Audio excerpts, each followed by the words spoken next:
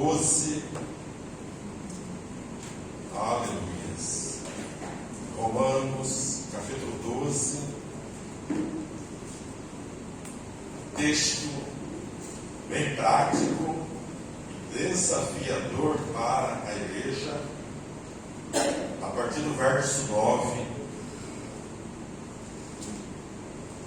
Romanos, capítulo 12. Do verso 9 em diante, o apóstolo Paulo vai fazer uma aplicação em relação ao nosso relacionamento com o nosso irmão. Bem, irmão. E daí você já tira uma lição em relação ao nosso relacionamento com o nosso próximo. Glórias a Deus. 12:9 em diante. O amor seja não fingido. Aborrecei o mal. Apegai-vos ao bem. Amai-vos cordialmente uns aos outros com amor fraternal, preferindo-vos em honra uns aos outros. Não sejais vagarosos no cuidado, sede fervorosos no espírito, servindo ao Senhor. Alegrai-vos na esperança, sede pacientes na tribulação, perseverai na oração. Comunicai com os santos nas suas necessidades, segui a hospitalidade, abençoai aos que vos perseguem, abençoai e não amaldiçoeis, alegrai-vos com os que se alegram e chorai com os que choram, sede unânimes entre vós, não ambicioneis coisas altas, mas acomodai-vos às humildes, não sejais sábios em vós mesmos. Amém? Vamos parar por aqui. Então, até aqui, meus irmãos, quando nós lemos o capítulo 12, do verso 1 em diante, Paulo, ele vai nos chamar a atenção acerca do nosso relacionamento com Deus. Lembra? Culto racional, culto lógico, culto que faz sentido, culto harmonioso, ou seja, antes o adorador levava um animal, um cordeiro, apresentava ao sacerdote, entregava ao sacerdote para ser sacrificado a Deus em adoração. Culto racional. Hoje, cada um de nós deve apresentar a própria vida. Não tem mais animal para ser entregue. O que vai ser entregue agora é a minha vida, é a sua vida. Cada um de nós apresentando a nossa vida, entregando a nossa vida em sacrifício vivo a Deus, que é o nosso culto racional. E quando o adorador entregava o animal na mão do sacerdote, ele não podia tomar de volta, aleluias. Quando a gente entregou a vida nas mãos do sumo sacerdote Jesus, não tem mais como a gente tomar a vida de volta, irmãos. Não tem mais como. É feita uma simbiose no casamento. Dois se tornam uma só carne. Imagina no mundo espiritual a nossa unidade com Deus em Cristo. Então se torna ali uma simbiose, uma sinergia, uma unificação. E uma vez que nós apresentamos a nossa vida a Deus em sacrifício vivo, não se pode tomar mais a oferta de volta. Não se pode mais querer arrancar o sacrifício da mão de Deus. Então, culto racional. Qual é o nosso desafio? A cada dia, aquilo que eu sou, um cristão, na igreja, com os irmãos, nos momentos assim mais formais, eu preciso ser esse mesmo cristão, lá no trabalho, lá em casa, os relacionamentos diversos, lá na escola, a minha vida precisa estar em harmonia com esse sacrifício vivo.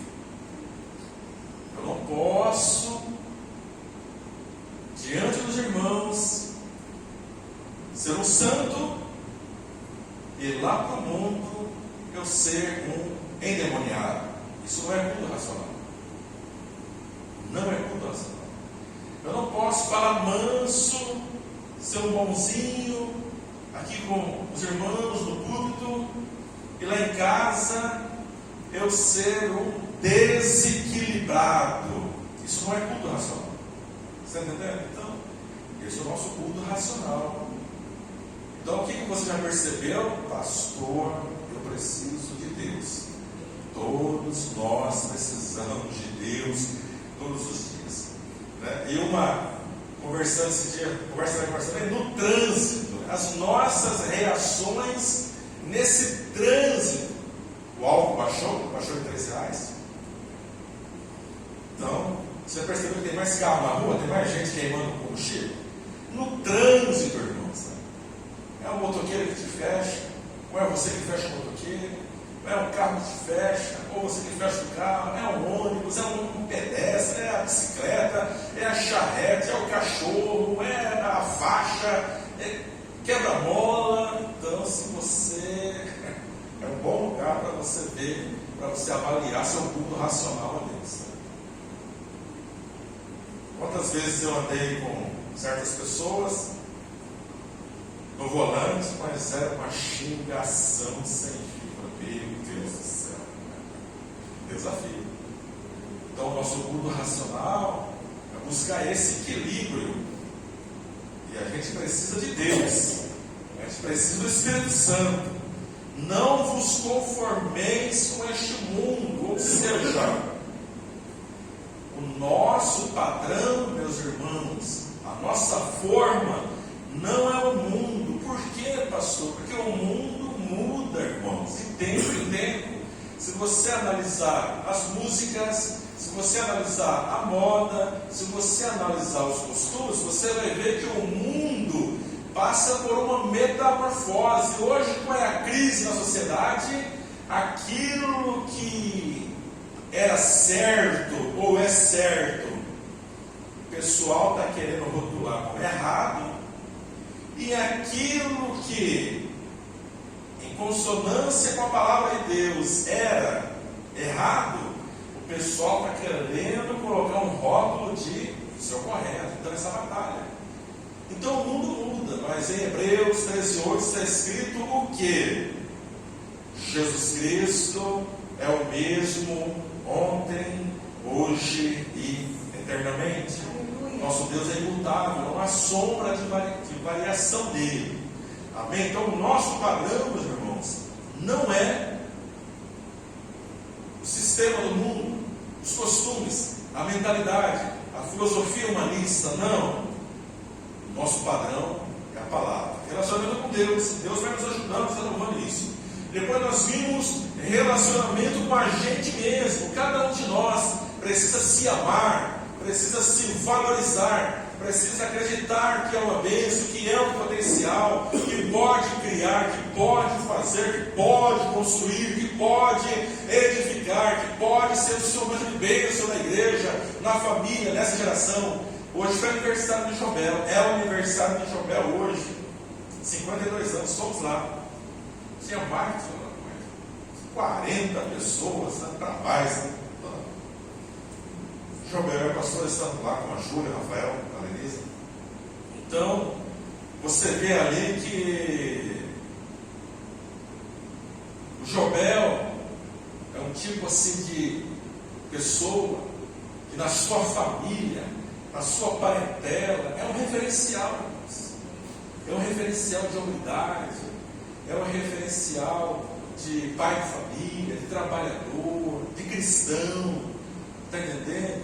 E hoje o Jobel, nessa maturidade, ele entendeu o propósito de Deus para a vida dele. Então, você precisa acreditar que você faz parte de um plano eterno de Deus.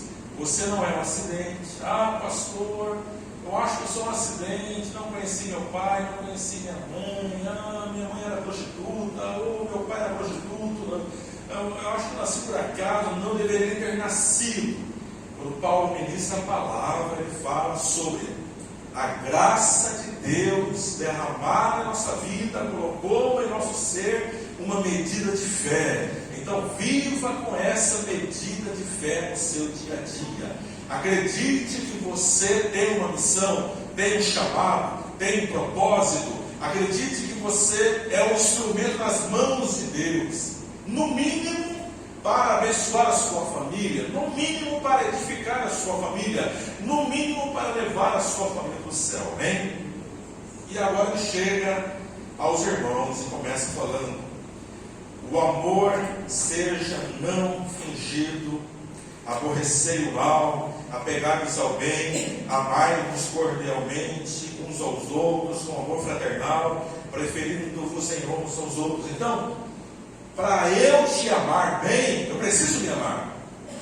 Para você amar bem próximo, para você amar o pecador, para você se interessar mais pelo pecador, para você amar mais aquele membro da sua família, você precisa estar resolvido com você. Eu me amo, eu me aceito, eu creio que sou parte de um grande projeto de Deus. Deus me ama, eu me amo. Então nós teremos mais facilidade para amar o nosso irmão, para amar o nosso próximo. Todo mundo é gente boa, todo mundo tem a mesma maturidade, a mesma fé, todo mundo tem o mesmo coração generoso, todo mundo tem a mesma alegria em servir, todo mundo tem a mesma maturidade para só falar coisas boas do próximo, dos irmãos da igreja. Então você vê que existe essa diferença dentro da congregação, da irmandade, existe essa diferença na medida de fé, essa diferença de maturidade, essa diferença de conhecimento, essa diferença de experiência com Deus. Existem as diferenças, mas em Cristo Jesus, pela palavra que está sendo trabalhada em nossa vida pelo Espírito Santo, nós fazemos parte de um corpo que nós vimos. Nós somos membros uns dos outros. São membros diversos, membros variados, mas um só corpo. A unidade do corpo é permanente.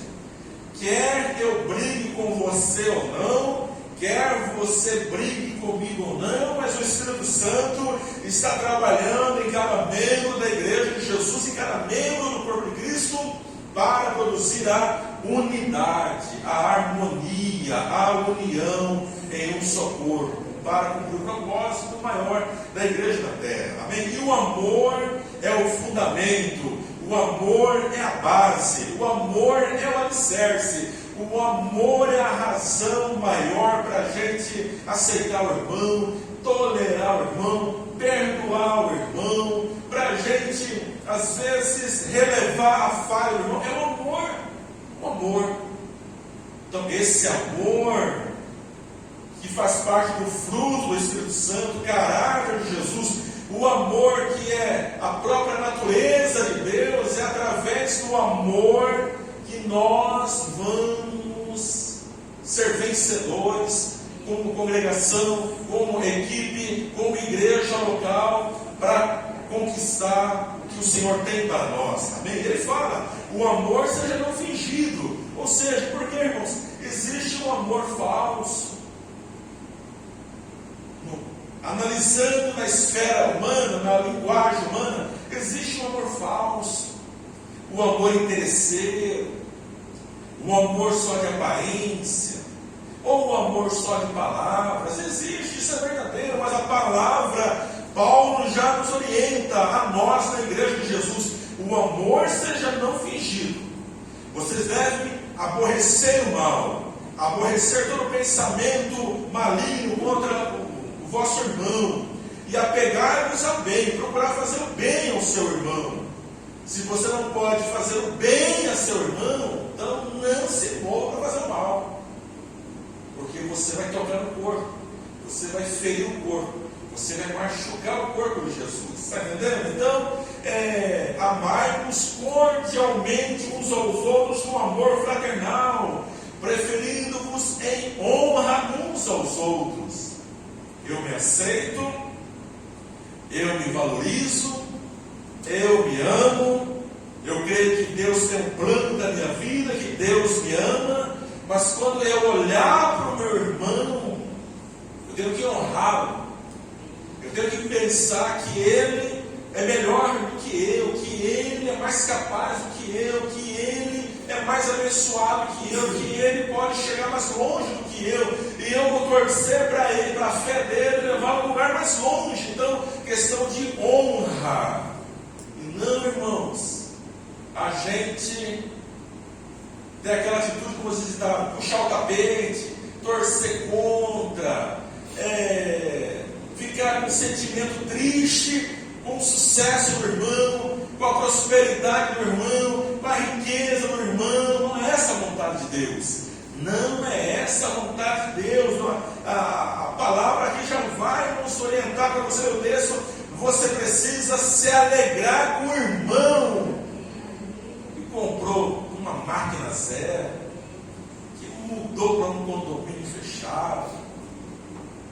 O irmão está alegre, está feliz, até te chama lá pela comunhão. Você precisa se alegrar. Se alegrar. Não, pastor, eu não consigo. Eu fico triste. Por que Deus não dá para mim? Então você vê, o Espírito Santo precisa trabalhar em nosso coração. Essa alegria. Alegria. Mas o irmão perdeu. O irmão perdeu. Porque na vida poderemos sofrer perdas em todas as áreas da nossa vida, e o nosso coração, por isso o apóstolo Paulo, eu aprendi, não, precisamos aprender com a palavra de Deus. Eu aprendi a viver num tempo de abundância e também no período de escassez. Eu aprendi. Então, alguém levou um prejuízo, alguém perdeu algo, alguém está sofrendo. A palavra fala, chore com esse irmão. Chore. Então você já começa a perceber que para a gente ser um cristão, precisa de graça. De manhã você vai estar com o irmão sorrindo, celebrando, fazendo churrasco. À noite você vai estar com outra família chorando.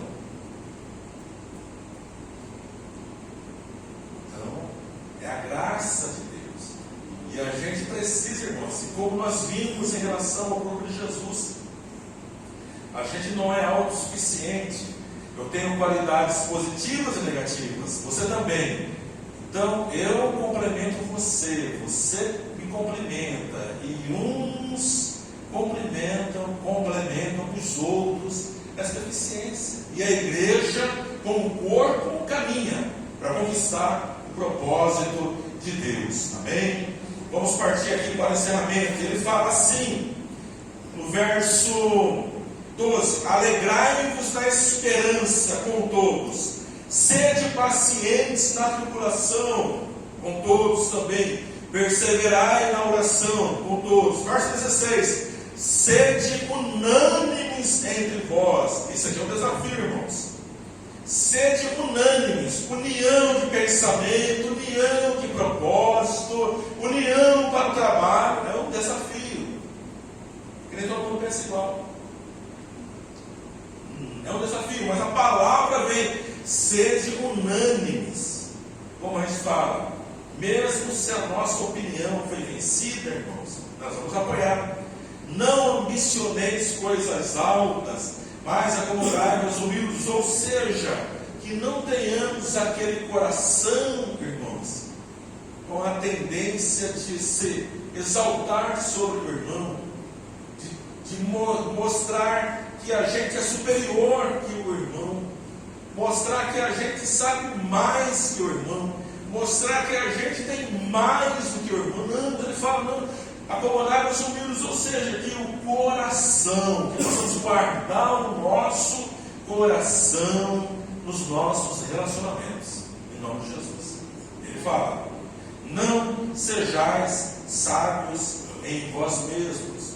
Eu posso achar que eu sou sábio, me exaltando, mostrando que eu conquistei mais, mostrando que eu ganhei mais, mostrando que eu estudei mais, mostrando que eu tenho mais reserva financeira.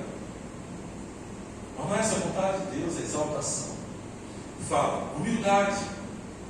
Não sejais sábios, isso não é a sabedoria do Senhor para vocês. Amém? 18. Se for possível, quando estiver em vós, tende paz com todos os homens. Amém? Então a vontade de Deus é que na irmandade possamos viver em paz. Teve atrito, problema, conserte, peça perdão, se humilhe, reconheça, hombridade, que não haja transferência de culpa, que não haja transferência de responsabilidade. Não, irmão, eu errei mesmo, eu falhei com você, eu pequei contra você. Tenha paz com todos os irmãos da congregação, para que a unção de Deus, o poder de Deus, a manifestação de Deus, para que a prosperidade do céu visite as nossas vidas, as nossas famílias, a nossa igreja, para que sejamos fortalecidos como ministério para abençoar essa cidade, abençoar a nossa família, porque na família tem gente olhando para você e pensando assim: ele é o forte, ele tem a resposta, ele tem a palavra, ele tem uma ajuda, ele vai dar uma direção, ele vai nos aconselhar. E tem gente que pensa assim, que pensa até assim: não, ele vai ter um dinheiro para me emprestar. Verdade? Então vocês têm, você é um referencial. Que o Espírito Santo de Deus nos capacite a sermos uma comunidade unida, uma comunidade que ama, uma comunidade que faça as obras, mesmo que você faça para o irmão, para a irmã, para a igreja. Saiba que você está fazendo para o Senhor Jesus. Você está trabalhando para Jesus. Você é o obreiro da seara do Senhor Jesus. Amém? E Ele vai te recompensar. Amém? Fiquemos em pé. Vamos orar ao Senhor. Aleluias. Que Deus abençoe a sua vida. E que o fruto do Espírito Santo na área do amor seja derramado a cada dia em nosso coração, para que nós possamos orar pelos irmãos, orar para a igreja, ajudar os irmãos que precisam, levar uma cesta básica para aqueles que precisam,